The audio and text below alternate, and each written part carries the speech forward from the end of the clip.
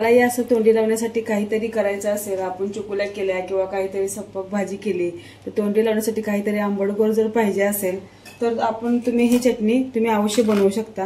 हे बघा, इथे मी कैरीची अशी या पद्धतीने पिकलेल्या कैरीची मी इथे चटणी केलेली आहे, हाताने केलेली आहे आपल्या भाजून। तर भाजलेल्या कैरीची चटणी या प्रकारे जर आपल्याला करायची असेल तर आपला व्हिडिओ पूर्णपणे बघा। तसं आता व्हिडिओला आपण सुरुवात करूया। अशा पद्धतीने तुम्ही कधी कैरीची चटणी खाल्ली आहे का? चला तर मग बघूया, तुम्हाला सांगते मी रेसिपी। चला तर मी नैना सोलापूरकर या माझ्या युट्यूब चॅनलवर आपले स्वागत आहे। सगळ्यांना श्री स्वामी समर्थ। तर ही कैरी मी आता थोडीशी पिकत आलेली आहे म्हणून, आणि ही आंबट पण लागते, ही लोणच्याची कैरी आहे। ही थोडीशी पिकली म्हणून मी याला काय केलं, भाजून घेतलेले आहे। आणि इथे तुम्ही पाहू शकता याच्यामध्येच मी लसूण आणि 2 मिरच्या इथे भाजून घेतलेल्या आहेत। आता हे लसूण आणि ह्या मिरच्या मी याच्यामध्ये असं टाकणार आहे, याची देठ काढून घेणार आहे। तुम्ही पाहू शकता अशा पद्धतीने मी याची देठ काढून घेतलेली आहे आणि हा लसूण पण तसं ठेवलेला आहे। आता याचा आपण आता इथं पूर्ण असं टरपलं काढून घेऊया। हे बघा, वांग सोल्यासारखं सोललं जाते बघा, भरपूर छान असं, खूप छान। तुम्ही ही जर चटणी खाचाल ना, बोटं चाकत राहाल बघा तुम्ही। अशा पद्धतीने तुम्ही जर चटणी केली तर सगळेजण तुम्हाला म्हणतील की प्रत्येक उन्हाळ्यामध्ये जेव्हा कैरीचा सीझन असेल तेव्हा तुम्ही हीच कैरी चटणी कर म्हणून। आता हा दिसतोय आंबा झालेला, पण हे खूप आंबटच आहे, त्याच्यामुळे मी ही चटणी करायला घेतला।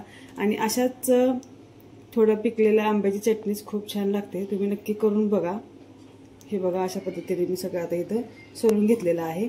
आणि हा मी आता इथे बाउलमध्ये थोडासा असा कुस्करून घेणार आहे। आता अशा पद्धतीने मी थोडं याच्यावर पाणी टाकणार आहे, म्हणजे तो फास्ट थोडंच टाकायचं आहे अगदी। हे बघा, अशा पद्धतीने जसं काय आंब्याचा आपला रस तशा पद्धतीने आपल्याला हे सर्व गर ह्याचा काढून घ्यायचा आहे, तुम्ही पाहू शकता।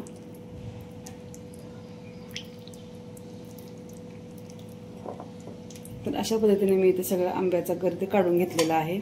आणि आता बघा, याच्यामध्ये ही मिरची जी आहे याच्यामध्ये आपल्याला अशी कुस्कुरायची आहे, कुस्कुरायची म्हणजे अशी बारीक करायची। आणि हा लसूण पण आपल्याला असा बोटाने रगडून बारीक करून घ्यायचा आहे, थोडं चेचून। हे तुम्ही पाहू शकता।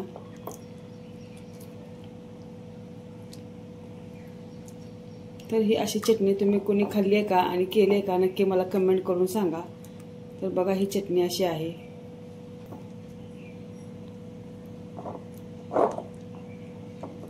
तर अशा पद्धतीने मी इथे सगळं हाताने असं बारीक करून घेतलेलं आहे। आता याला आपण फोडणी देऊया। तर आता इथे मी छोटं पातेल ठेवलं आहे आणि एकच पळी याच्यामध्ये मी तेल टाकलेलं आहे। आता तेल गरम झालं की याच्यामध्ये मी जिरे मोहरी मी याच्यामध्ये टाकून घेणार आहे। थोडंसं तेल गरम होतंय आपलं, जिरे मोहरी टाकते। हे बघा, आपली इथं मोहरी कडकडली की याच्यामध्ये आपण जिरे टाकणार आहोत। आणि आपले जिरे सुद्धा कडकडायला लागले की आपण हे याच्यामध्ये आता असं या पद्धतीने टाकणार आहोत। तर आता याच्यामध्ये आपल्याला काय काय ऍड करायचं आहे ते तुम्हाला दाखवते। आता यामध्ये मी थोडेसे लाल तिखट टाकणार आहे, किंचितच, आणि आपल्या चवीनुसार मीठ टाकणार आहे, पाहू शकता। यामध्ये मी 1 चमचा साखर ऍड करणार आहे। तर आता या पद्धतीने मी इथे याला असं छानसं असं एकजीव करून घेणार आहे।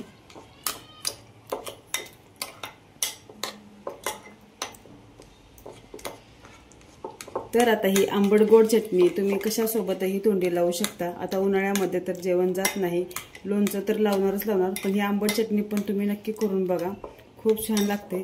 तर कशी वाटली ही आंबट चटणी तुम्हाला रेसिपी मला नक्की कमेंट करून सांगा। चला तर मग बाय, या जेवायला।